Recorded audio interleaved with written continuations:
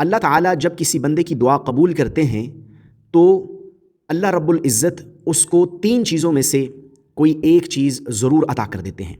یعنی اگر دعا کی قبولیت سے کوئی چیز مانے نہ ہو تو جو دعا بھی بندہ مومن کرتا ہے اللہ تعالیٰ اس کی دعا کو ضرور قبول کرتے ہیں، لیکن 3 چیزوں میں سے اسے کوئی ایک چیز عطا کر دی جاتی ہے۔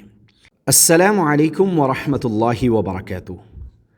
دوستو، آج کی اس ویڈیو کے اندر ہم بات کرنے والے ہیں کہ دعا کی قبولیت کی کیا علامت ہے اور دعا کے سلسلے میں یہ کیسے معلوم ہوگا کہ دعا اللہ تعالیٰ نے قبول کر لی ہے، اور دعا کب اور کس موقع پر زیادہ قبول ہوتی ہے، اور دعا کی قبولیت کا یا دعا قبول کروانے کا سب سے اچھا طریقہ کون سا ہے، کس طریقے سے دعا مانگی جائے تو دعا قبول ہوتی ہے۔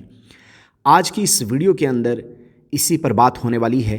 ویڈیو کے ساتھ جڑے رہیے گا، بہت زیادہ انفارمیٹو ہونے والی ہے۔ دوستو، دعا کی قبولیت کی کیا نشانی ہے؟ بہت سے لوگ یہ سوال کرتے ہیں کہ ہم دعا کرتے ہیں تو کیسے پتہ چلے گا کہ دعا قبول ہو گئی ہے؟ تو یاد رکھیں کہ دعا کی قبولیت کی بظاہر کوئی نشانی نہیں ہے کہ آپ کی دعا قبول ہو گئی ہے، لیکن اللہ تعالیٰ جب کسی بندے کی دعا قبول کرتے ہیں تو اللہ رب العزت اس کو 3 چیزوں میں سے کوئی ایک چیز ضرور عطا کر دیتے ہیں۔ یعنی اگر دعا کی قبولیت سے کوئی چیز مانے نہ ہو تو جو دعا بھی بندہ مومن کرتا ہے اللہ تعالیٰ اس کی دعا کو ضرور قبول کرتے ہیں، لیکن 3 چیزوں میں سے اسے کوئی ایک چیز عطا کر دی جاتی ہے۔ اللہ تعالیٰ یا تو اپنے بندے کو جو چیز وہ مانگ رہا ہے وہ عطا کر دیتے ہیں، یعنی اس کی مراد پوری ہو جاتی ہے، وہ جو مانگ رہا ہے وہ اسے عطا کر دیا جاتا ہے۔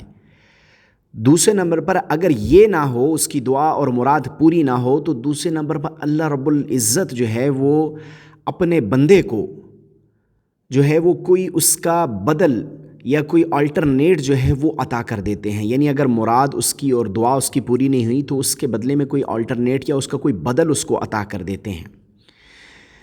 اور اگر یہ بھی نہ ہو تو اللہ تعالیٰ اس بندے کی کوئی مصیبت، کوئی پریشانی، کوئی تکلیف جو اس پر آنے والی ہے وہ اللہ رب العزت دور فرما دیتے ہیں۔ اور تیسرے نمبر پر اللہ رب العزت اپنے بندے کے ساتھ یہ معاملہ فرماتے ہیں کہ اس کی دعا کو اللہ تعالیٰ آخرت کے لیے ذخیرہ کر دیتے ہیں۔ آخرت میں اللہ تعالیٰ اس کو اس دعا پر بہترین بدلہ عطا کرتے ہیں۔ تو اللہ رب العزت بڑے رحیم ہیں اور کریم ہیں اپنے بندے کے ساتھ کہ 3 چیزوں میں سے کوئی ایک چیز اسے ضرور عطا کرتے ہیں۔ یا دنیا میں اس کی مراد اور دعا پوری ہو جاتی ہے، یا اس کی کوئی تکلیف ہٹا دی جاتی ہے، کوئی مصیبت اس پر آنے والی دور کر دی جاتی ہے، یا پھر وہ دعا آخرت کے لیے ذخیرہ کر دی جاتی ہے۔ آخرت میں اللہ تعالیٰ اس کو اس کا بہترین بدلہ عطا کریں گے۔ اور اگر دعا سے کوئی چیز مانے نہ ہو قبول ہونے سے تو پھر اللہ تعالیٰ اپنے بندے کو عطا ضرور کرتے ہیں، لیکن اس میں کچھ تاخیر ہو جاتی ہے، اس میں کچھ دیر ہو جاتی ہے، تو اللہ تعالیٰ اپنے بندے کو عطا ضرور کرتے ہیں۔ اور حدیث میں آتا ہے کہ اللہ رب العزت کو حیا آتی ہے کہ جب کوئی اس کا بندہ اس سے ہاتھ اٹھا کر دعا کرے، مانگے، سوال کرے اور وہ خالی ہاتھ واپس لوٹا دے۔ اللہ کو حیا آتی ہے۔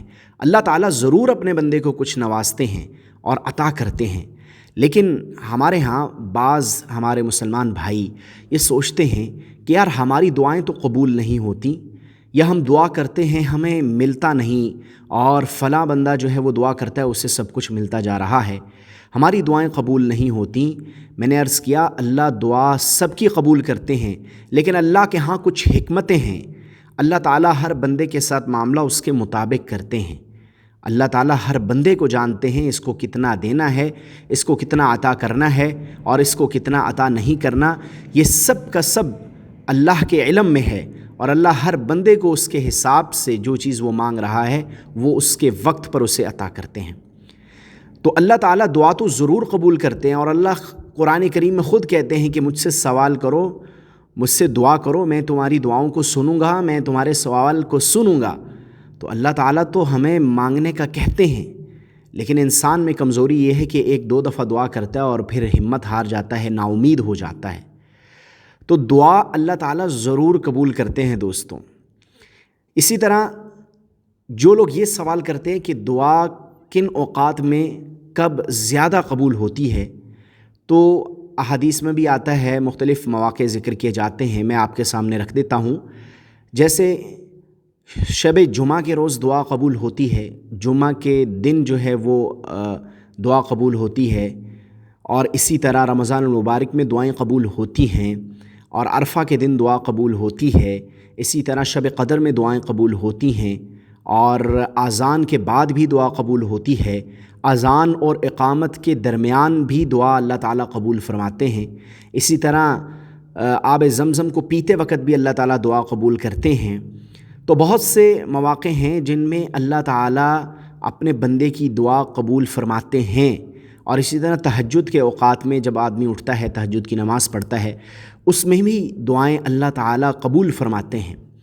تو یہ وہ اوقات ہیں جن میں انسان کی دعا قبول ہوتی ہے، ان اوقات کو مس نہیں کرنا چاہیے۔ جو لوگ یہ خیال کرتے ہیں کہ ان کی دعائیں قبول نہیں ہوتی، تو وہ کم از کم ان اوقات کے اندر دعا کریں جن میں اللہ تعالیٰ نے اپنے نبی کے ذریعے یہ پیغام ہم تک پہنچایا ہے کہ ان اوقات میں حدیث میں آتا ہے کہ دعائیں قبول ہوتی ہیں۔ ان اوقات کے اندر آپ دعاؤں کو اللہ تعالیٰ سے دعائیں کیجئے، اپنی حاجات، اپنے مسائل، اپنی پریشانیاں اللہ کے سامنے رکھیے، پھر دیکھیے اللہ تعالیٰ کیسے نوازتے ہیں۔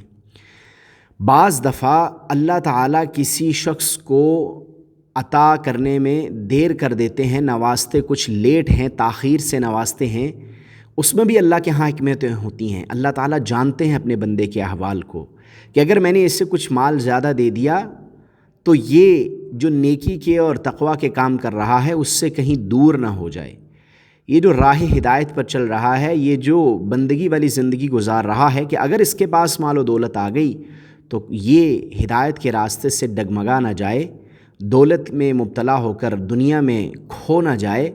تو اللہ تعالیٰ کے ہاں حکمتیں ہیں، اللہ تعالیٰ ہر بندے کو اس کے حساب سے عطا ضرور کرتے ہیں، لیکن اللہ کا اپنا ایک انداز ہے، اپنا طریقہ ہے، اللہ اپنے طریقے پہ اور وقت پر نوازتے ہیں۔ جب انسان کو اللہ تعالیٰ جانتے ہیں، اچھی طریقے سے جانتے ہیں، اور اللہ ہی خالق ہیں، تو کیسے وہ اپنے بندے کو محروم رکھ سکتے ہیں؟ اللہ تعالیٰ نے جتنا رزق جس کے مقدر میں لکھا ہے اتنا وہ اس دنیا سے لے کر ہی جائے گا، اس سے پہلے وہ دنیا سے نہیں جا سکتا دوستوں۔ تو دعائیں ضرور کیجئے، اللہ کو دعا کرنے والا شخص پسند ہے، اور حدیث میں آتا ہے الدعاء مخ العبادہ، دعا جو ہے یہ عبادت کا مغز ہے۔ جب بھی آپ نماز پڑھیں تو نماز کے فوراً بعد بھی دعائیں قبول ہوتی ہیں، آپ دعا کریں، اور زیادہ لمبی دعا کریں۔ اگر آپ کی زندگی میں مسائل ہیں، پریشانیاں ہیں، آپ اللہ سے گڑ گڑا کر، رو کر دعا کریں۔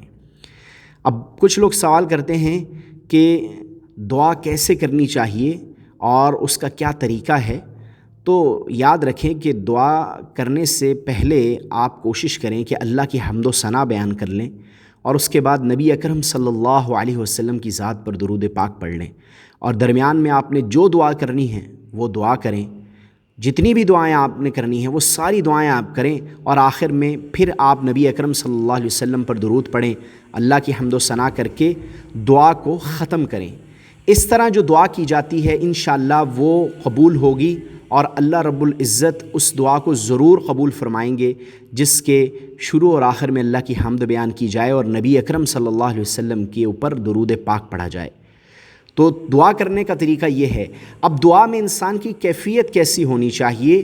تو یاد رکھے کہ دعا کے اندر جو انسان کی کیفیت ہونی چاہیے وہ بڑی عجز و انکساری والی ہونی چاہیے، اپنے آپ کو جو ہے وہ حقیر بھی سمجھے اور اللہ تعالیٰ کے در کا فقیر بھی سمجھے، اور کہ اللہ میں محتاج ہوں، آپ کے در پہ آیا ہوں، سوال کرتا ہوں، مجھے عطا کر دیجئے۔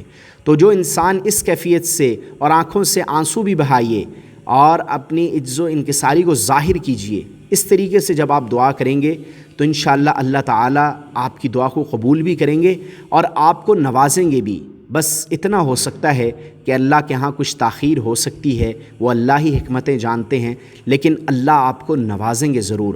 اللہ تعالیٰ اپنے بندوں پر بڑا مہربان ہے، اور اللہ تعالیٰ اپنے بندوں کو ایسی جگہ سے عطا کرتے ہیں جہاں سے ان کا وہم و گمان بھی نہیں ہوتا۔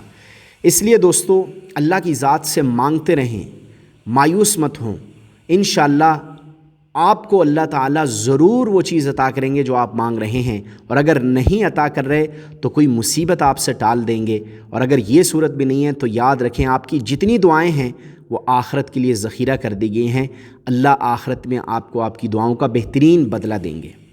تو دوستو، امید کرتا ہوں ہماری آج کی یہ ویڈیو آپ کو پسند آئی ہوگی۔ ویڈیو پسند آئی ہے تو اس کو لائک کریں، چینل پر نئے ہیں تو چینل کو سبسکرائب کریں۔ ملتے ہیں اس طرح کی اور انفارمیٹیو ویڈیوز کے ساتھ۔ اللہ حافظ۔